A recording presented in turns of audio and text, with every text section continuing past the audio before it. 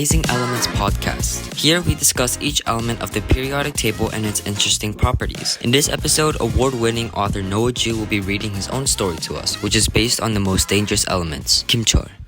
Korea 1945. Cheol came home from school oblivious to the devastating news he was about to hear. He knew about the recent Itai disease going around but never expected his parents to be victims. Initially, Cheol was left speechless. He didn't know what to do. He knew the Japanese were the reason for this. He came to the family's humbled abode to a sad sentiment in the air. Eunhae, his 13-year-old sister, was staring down onto the paper floor, whimpering, not knowing what to do. The parents' bodies were laid side by side, completely lifeless, turning white. Cheol sucked up his tears, put on a firm face, grabbed a tiny shovel, and began shoveling the earth. There was no point in crying. While shoveling the earth, he noticed a lustrous silver-white metal that infiltrated the underground. He took a piece and closely examined the newly found material. The substance was really light and soft. He was able to cut it with a knife. It was cadmium. He knew that cadmium weakened kidneys and bones, making them so soft that they snapped with little pressure. He quickly threw the cadmium away and began digging up a trail to see where the cadmium came from. After hours and hours of shoveling, he reached an abandoned mine, marked with Japanese signs all over. The cadmium probably began to seep through the earth and eventually confiscate the rice fields and water. Cheol quickly ran through the night to warn the other villagers about his discovery. He first wanted to tell Eunhae, who was his last living relative. He opened their battered door and called for Eunhae. No response. He called again, this time a little worried. No response. Not again, said Cheol. He quickly rummaged through the one-story house, only to see a note. Cheol oppa. A nice Korean woman came to me and offered me a job in Seoul where I can make bismuth crystals. I heard that they are coveted by many in the West for their beautiful colors. It is even used in medicine, bis and Pepto-Bismol. Bismuth is also used to make pigments in cosmetics, paints, and glass. I'll be back soon. Love, Eunhae. This was the last straw. Cheol knew where she was going. He heard all about this. Girls in his high school would suddenly vanish and never come back. He now had nothing to lose. Cheol ran into his school's chemistry lab and snatched all of the thallium. Cheol ran around his village, asking the Korean villagers if they've seen his sister. Determined, he asked everyone he could see. In a matter of minutes, he asked the entire town. He would ask the whole country if he had to.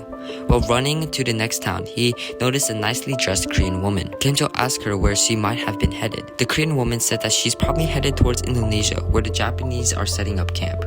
Bewildered, Cheol darted. He trekked on hours and hours. In the silent grass fields of Manchuria, he could hear a faint noise of a chugging engine. The tank parked and the soldiers left the tank unattended.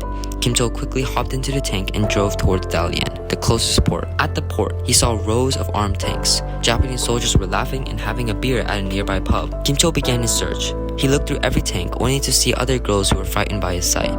There was only one tank left to search. Cheol darted towards the tank and opened the lid.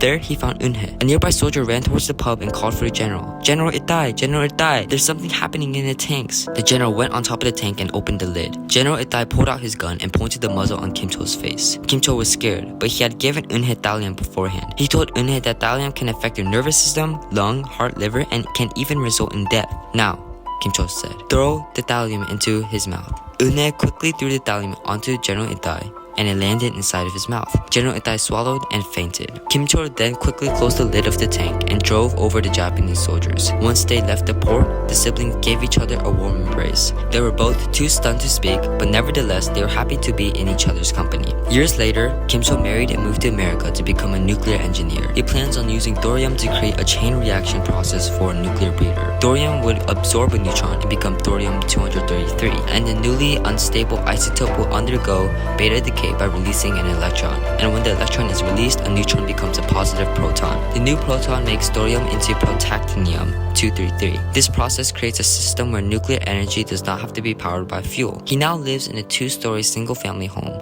with 3 beautiful children. Eunhae was diagnosed with PTSD and now lives quietly with Cheol.